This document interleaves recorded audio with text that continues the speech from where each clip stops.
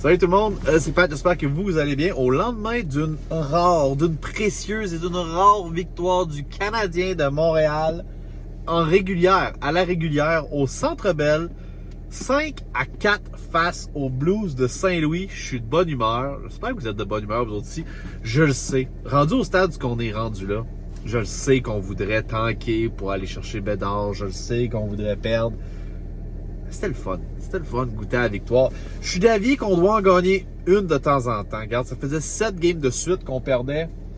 Si on peut en perdre 7 autres, puis en gagner une, ça va être bien correct aussi. OK, guys, ça va être bien correct. Fait que je suis pas contre une victoire de temps en temps. Ça fait du bien pour le moral, ça fait du bien pour les gars. Et puis, surtout quand il y a certains éléments qui fonctionnent vraiment bien, qu'on peut se réjouir de. Et c'est là-dessus qu'on va parler plus spécialement dans cette vidéo-là.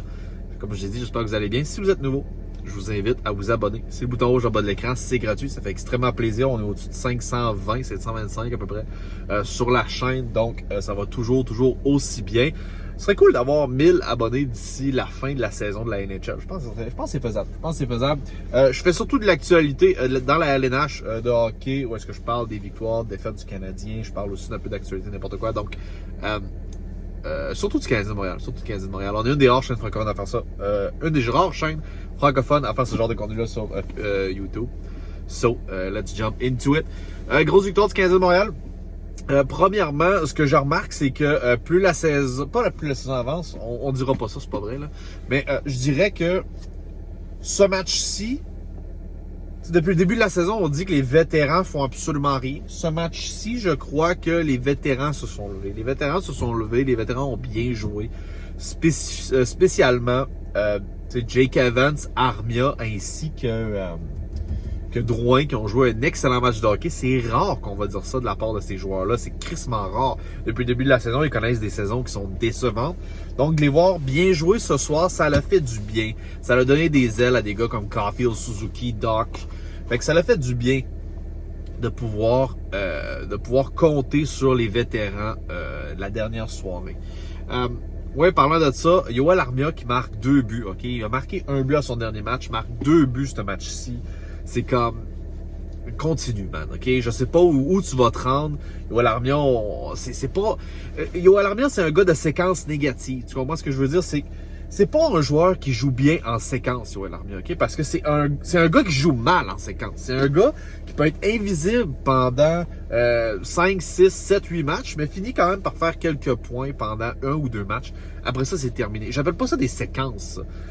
Quand t'es bon en séquence, pour moi, c'est quelqu'un qui va aller chercher pendant, je sais pas moi, 5-6 matchs des points, puis il fera rien pendant 4 matchs. Ça, j'appelle ça une vraie séquence. Tu comprends ce que je veux dire? Quand c'est 50-50 ou des trucs, j'appelle ça une vraie séquence. Yoel Armia, c'est pas un joueur de séquence, c'est pas vrai ça. C'est un gars qui a des flashs pendant 2, maximum 3 matchs. Après ça, il est oublié pendant un quart de saison. Puis pour de vrai, c'est même pas exagéré, là. Cette année, on le voit vraiment, là, tu sais. Fait que, Yoel Armia, 2 buts hier, puis tous les buts étaient importants dans une victoire de 5-4, c'est bien évident. Il a même fait un superbe but dans la lucarne également que on n'est pas prêt d'oublier cette saison dans les highlights, c'est sûr et certain. Donc, Yoel Armia joue un excellent match, 2 buts. Kirby Dach également a fait un gros but important. On est content de voir Dach marquer parce que c'est un des joueurs que, selon moi, prend pas assez de lancers au filet. Je pense qu'il était dans l'avantage numérique quand il l'a marqué, par exemple. Mais c'est un des joueurs que, pour moi, il marque pas assez de filet. Puis j'avais fait un commentaire également sur Facebook quand ils ont sorti la publication pour son but. Moi, Kirby Dach, c'est probablement mon troisième... Après Kaiden Goulet, c'est mon 3-4e joueur préféré chez le Canadien cette année, facilement. Après Suzuki, Caulfield et Goulet. Je vous dirais que j'aime beaucoup Kirby Dach. Kirby Dach, c'est un des meilleurs dans la Ligue nationale de hockey, dans les statistiques avancées, pour créer des revirements en zone offensive. Il est intense sur le bord des bandes.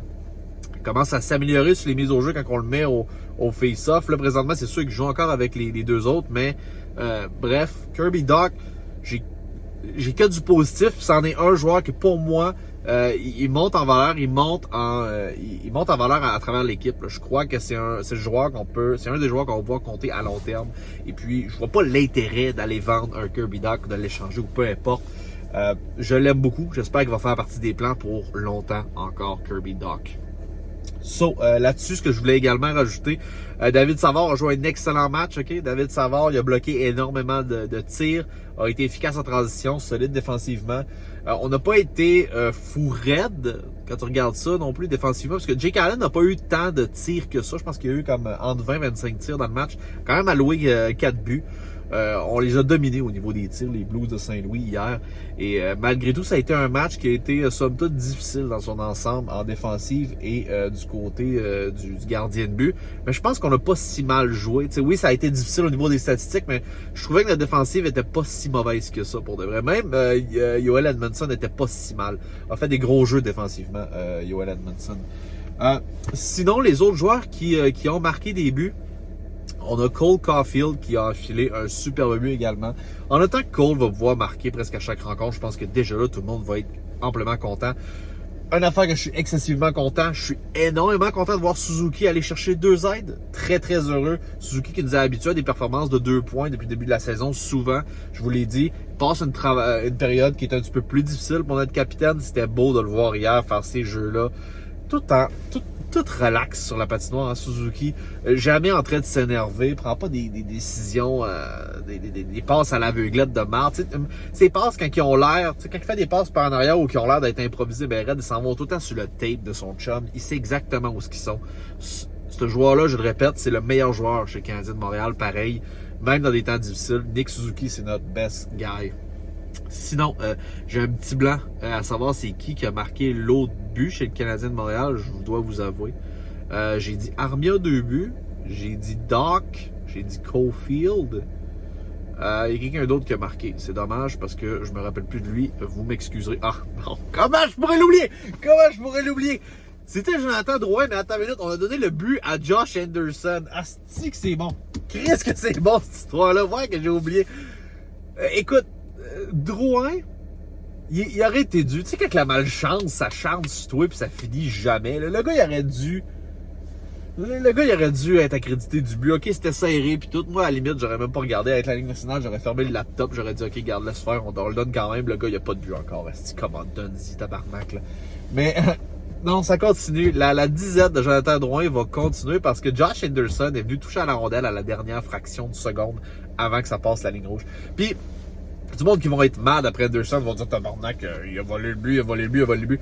Écoute, il y avait un joueur qui était derrière le but, il y avait un autre joueur devant. Il y avait 2 joueurs autour de Josh Anderson, puis la rondelle sautillait, elle arrivait pas énormément vite. Il n'y avait pas le choix, il fallait qu'il fasse le move.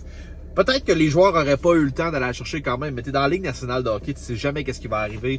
Tu te dépêches, t'as la crise dedans. Quand tu as une chance de pouvoir la mettre dedans, il n'y a pas de je vais essayer de dépanner mon chum ou whatever. C'est pas un vol de but, ok? C'est vraiment juste, ça se passe énormément vite. Puis le but, c'est que la puck rentre dans le crise de net. Fait qu'il faut pas en vouloir à Josh Anderson. C'est bien correct. Je trouve ça juste dommage que, tu sais, pour des millimètres ou des centimètres, on a décidé de le donner. Mais regarde, c'est des choses qui arrivent.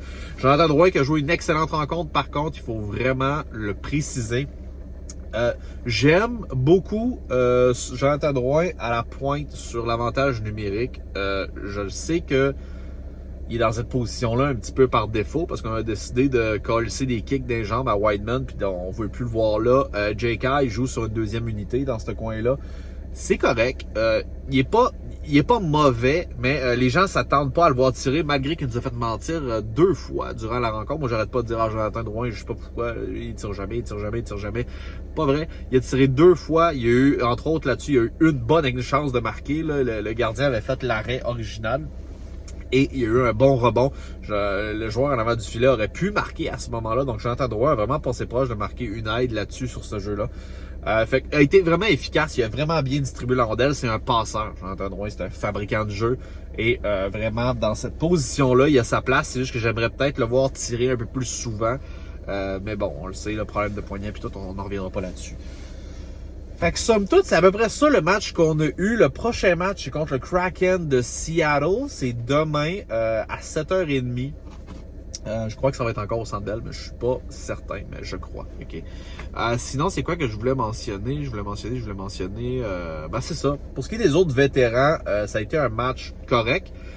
Moi, je commence à m'inquiéter un peu pour Juraj Slafkovský. Je trouve qu'il fait absolument rien sur la glace. Il n'y a aucune étincelle. Il a l'air vraiment perdu. Il a pas de l'air d'avoir d'énergie non plus.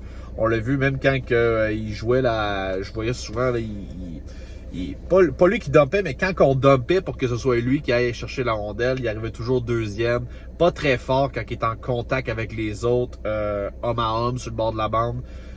C'est difficile pour Juraj Slafkovský. Je sais qu'il y a beaucoup de détraqueurs déjà dans ce début de saison qui veulent qu'il s'en aille à Laval, qui veulent qu'il s'en va pas, mais la décision a été prise puis il va rester quand même dans les murs du Centre Bell pour la fin de la saison.